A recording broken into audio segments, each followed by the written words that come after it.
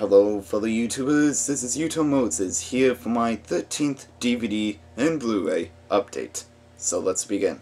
First one I got is Sisters, one of Brian De Palma's earliest films on Criterion Collection, which is about Siamese twins named Dominique and Danielle, who one of them committed murder on a black man, and a reporter from across the apartment building played by Jennifer Salt had vaguely witnessed it, and so she tries to expose one of them for the murder. A long time ago on my old YouTube account, I posted this movie into several video parts just so I could show it to everyone because I thought it was a fantastic movie. And this is probably the only movie where I found Margot Kidder to be kinda sexy because she didn't look like someone in her 40s at a young age, and she also put on a French accent.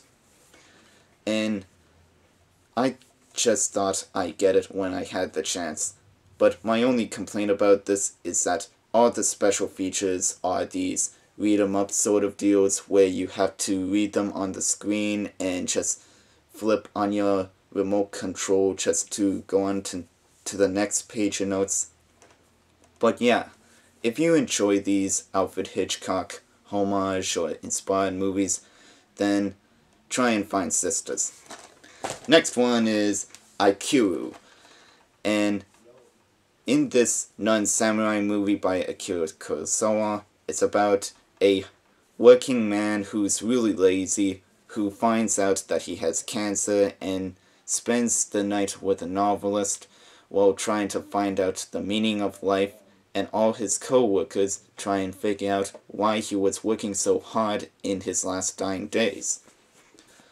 I don't know much about this movie yet. I just picked it up just so recently, and I'm just going to wait for that right moment to watch it. But it has abundance of great special features, and if there was one complaint about it right off the bat, it's just how big the case is. Next one is Criminal, which is about two con artists who tried to swindle in a scam to try and give away these counterfeit bills just so that they could pull off a deal. This is a movie I just feel like picking it up at the store because it was really cheap and had some actors that I liked, and this is kind of weird because it has like a foil cover with weird designs on it. I don't know if you can see it or not, but I think this is the only copy, but yeah, I think I'll enjoy it. Now, on to the Blu-rays. First one I got is Hobo with a Shotgun, the exploitation-made film starring Rutger Hauer as the Hobo. The first time I watched this was a few days before it was released. I downloaded it, and I enjoyed the hell out of it. There was no moments of momentum in it. It was just splatter gore all over the place, and a lot of over-the-top characters.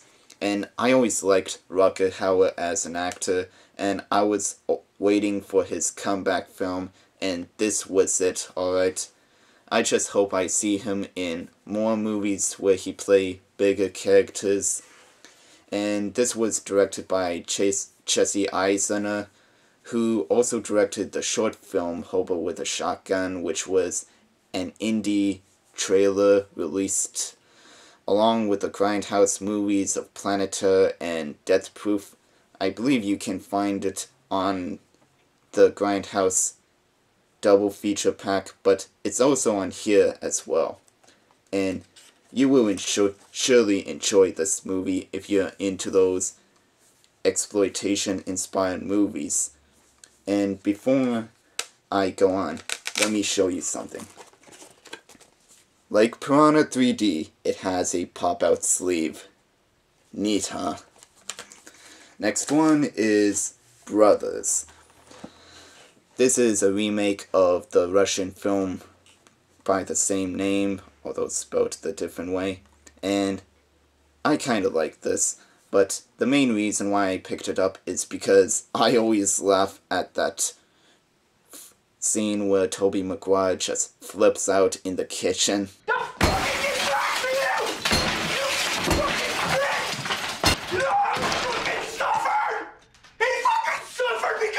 So that and the performances in this movie is the reason why I bought this. And also because that day I wasn't going to leave the store without getting at least one movie, so I'm glad I got Brothers. And if you like these kinds of dramas, then by all means buy it. Next one is The Lincoln Lawyer, starring Matthew McConaughey. And I thought I would never say this, but I thought Matthew McConaughey was really great in the role, and this wasn't the first time where he played a lawyer.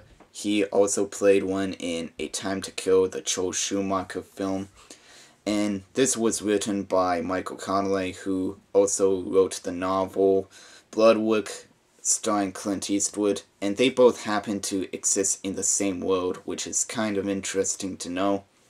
And I really liked watching this movie, even though it was on crappy quality on the computer once. So, if you enjoy these lawyer films, then go get The Lincoln Lawyer right away, because it will go up radically in price. Next one is IP Man, a semi-biopic about the martial artist named IP Man, the mentor of Bruce Lee. That's right, even great badass stars like him have teachers, and he shows everyone about the skills of Wing Chun in a desolated town where crime is always overwhelming, and he had to try to maintain the peace. Whenever a movie is called a semi-biopic, half of it is probably true while the other half is just action-packed BS, which is trying to raise the entertainment value in these kinds of movies. And when I first heard about it was from its sequel, IP Man 2, and so I looked up the original and thought the story was very interesting, and so I just thought I'd go check it out. Last one is Videodrome, the Criterion Blu-ray directed by David Cronenberg, which is about a man who works at a sleazy TV station named Max Wren, who discovered the TV program known as Videodrome, where they show a lot of screwed up stuff such as these sadomasochistic sex games and torture porn. And when he gets well too into it, he can't tell from reality or media interpreted images, and so it just rots his brain from it. I watched this a long time ago, late at night on Encore Avenue on cable when it was still on the air, and thought it was really interesting, and I had to get this on video, and so I waited for it to come out on Blu-ray, but it just kept on coming and going at the store, and I'm finally glad that I got this on Blu-ray. That's all I have to say to that. So that's all for my update. Rate, comment, and subscribe, and I'll be back later. Until then, this is Yuto Moses, signing out.